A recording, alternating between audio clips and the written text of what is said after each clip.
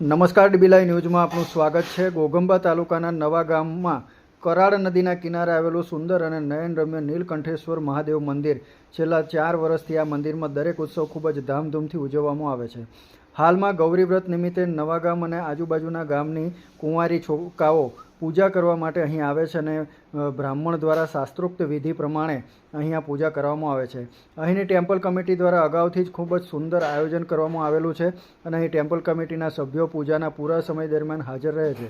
તેમજ દરરોજ અલગ અલગ દાતાઓ દ્વારા કુંવારી કન્યાઓને કેળા, વેફર, સફરજન, ખજૂર, ખારી ભાજીનું વિતરણ કરવામાં આવે છે। આજે પૂજાના છેલ્લા દિવસે નવયુવાનો તેમજ ટેમ્પલ કમિટી દ્વારા સ્ટીલની ડીશ તેમજ પ્રસાદનું વિતરણ કરવામાં આવ્યું હતું। આમ ઘોઘંબા તાલુકાના નવા ગામમાં કરાડ નદીના કિનારે આવેલું મહાદેવજીનું નીલકંઠેશ્વર મહાદેવ મંદિર એ ટૂંકા જ ગાળાની અંદર ખૂબ જ લોકપ્રિયતા ધરાવી રહ્યું છે અને લોકોની અંદર, ભક્તોની અંદર આ મંદિરના ઘણા જ ગુણગાન ગવાતા જોવા મળી રહ્યા છે।